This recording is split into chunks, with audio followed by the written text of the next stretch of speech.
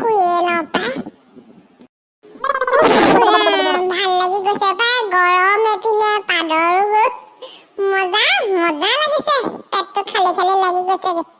আৰু এটা পাত দি লওঁ ৰ। যিমানে গৰম সিমানে পাত।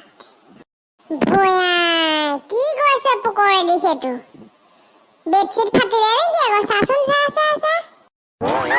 নাই ফাটা, তইনো ক'ত দেখিলি বাৰু?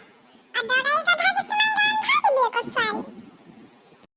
তই যা যা, পাতি পাতি আৰাম লৈ লৈ শুই আছো আকৌ, তই কি অদৰকাৰী কথা ক'বলৈ আহিছ? গলি নাই তই?